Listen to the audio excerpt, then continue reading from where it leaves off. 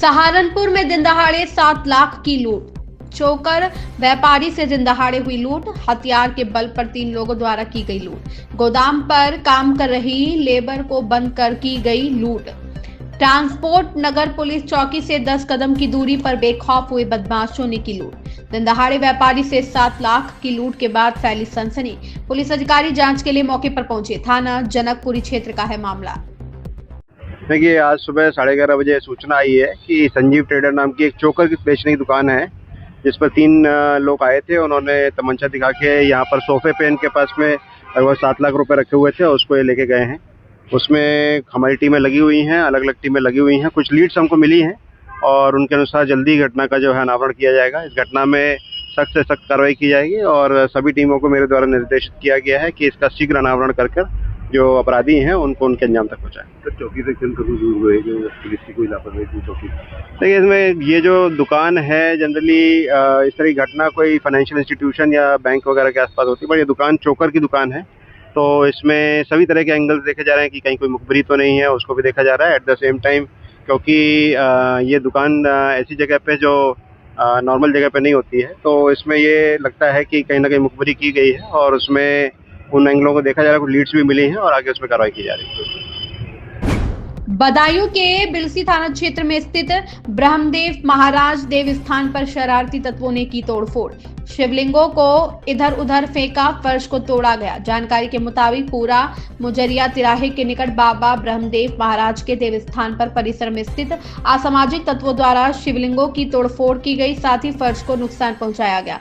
फिलहाल पुलिस ने सूचना के बाद मौके पर पहुंचकर मामले की जांच शुरू कर दी है। वहीं देव स्थान पर अज्ञात असामाजिक तत्वों द्वारा की गई हरकत से आसपास के इलाके में लोगों में रोष व्याप्त है।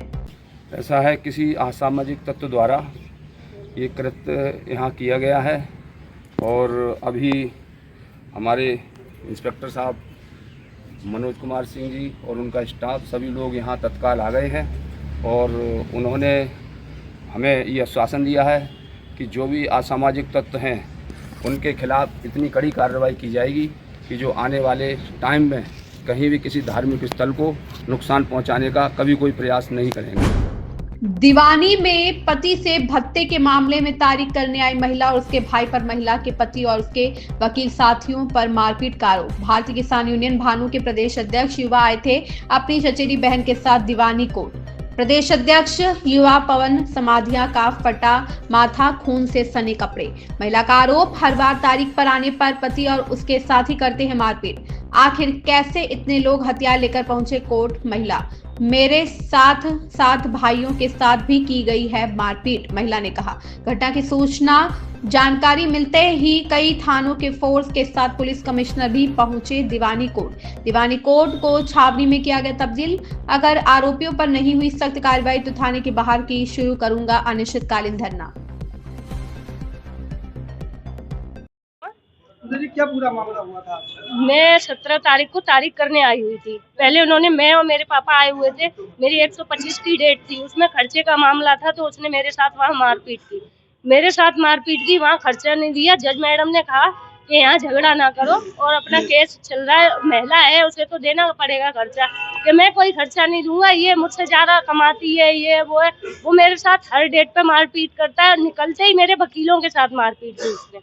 अब वो 3 दिन से लगातार मारपीट कर रहा है। आज फिर डेट है मेरी, मैं फिर तारीख करने आई हूँ। मेरे भाइयों के साथ उसने बुरी तरह से मारपीट की है। मेरे भाइयों की ऐसी हालत कर दी है कि मैं कुछ कह नहीं सकती। क्यों वो ऐसे ही उसकी ही चलेगी, मेरा कुछ भी नहीं होगा? मैं एक महिला हूँ तो मैं कुछ कर नहीं सकती? क्यों वो इतना दबंग हो गया? वो इंसान है, जानवर है। वो घर पे भी यही कंडीशन करता है, दीवानी में भी यही कर रहा है। इतनी पुलिस फोर्स के बाद फरसा लाया, वो बंदूक लाया, डंडे, लोहे के डंडे, इतना सब कुछ लेके आया और दीवानी में उसे एंट्री मिल गई। वो भी मुवक्किल है मेरी तरह, उसे क्यों नहीं एंट्री देने दी? ऐसे मैं चाकू या वो लेके आऊँ तो मुझे लेने जाने देंगे? वो कैसे लेके आ सकता है दीवानी में? मेरे भाई के उसने वार किया है फरसे से, बंदूक से। एक छोटा भाई है, उसके भी सर पे उसने डंडा मारा है। लोहे के पाइप और डंडे सरिये सब लाया है। इतनी फोर्स के बाद फोर्स उसे सपोर्ट कर रही है, ना कि मुझे।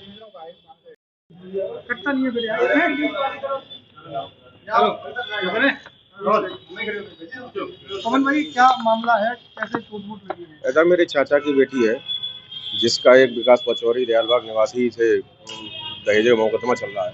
वो आए दिन मारपीट करता था, तो हम उसे घर ले आए थे। आज तारीख थी, उसने हमारा भी नाम लिखा रखा था, तो हम तारीख में गए थे। छोटी बहन को लेकर चाचा ही थे, मैं था और छोटा भाई था चाचा का लड़का, सभी लोग गए थे। वो लोग पूरी टीम के साथ 2 दिन से उद्यम कर रहे थे इन लोगों से। वो पूरी टीम के साथ जब घेरने के लिए आए, तो मैं एक वकील साहब के पास बैठा था। वहाँ घुसकर करीब 10 से 15 लोग थे। उन्होंने एक के पंच था एक के हाथ में, और एक तमंचा था, उसकी बट मारी थी मेरे सिर पर यहाँ पर, तो उससे मारपीट करी गई थी। मैं अकेला ही बैठा था वहाँ। कौन कौन लोग थे?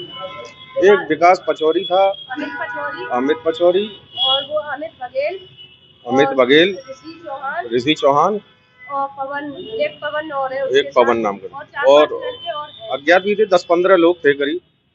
और आते ही उन्होंने सीधे केवल मारपीट की थी। और बहन का मामला था, तो मैं वहाँ गया था तारीख में आज देखने के लिए। आज मेरी भी तारीख थी, क्योंकि मेरी बहन के साथ उसने मेरा नाम लिखवा दिया था। उसे आए दिन मारपीट करता था बहन से, तो आज तारीख में गए थे। कार्रवाई की मांग की है, अभी मैं देख रहा हूँ कार्रवाई उन पर होती है या नहीं होती है। अन्यथा मैं यहाँ से घर नहीं जाऊँगा, सीधे थाने के गेट पर बैठूंगा। मैं अनिश्चितकालीन भूख हड़ताल करके धरना दूंगा। मैं भारतीय किसान भानु का युवा प्रदेश अध्यक्ष हूँ। मैं ये अन्याय नहीं सहन करूँगा। दीवानी में जज साहब का डर नहीं, खौफ नहीं, पुलिस का डर नहीं, खौफ नहीं, उसके बाद इतनी मारपीट। कोई पीड़ित अपनी तारीख पर नहीं जाएगा, कोई अपनी बहन का साथ देने के लिए नहीं जाएगा।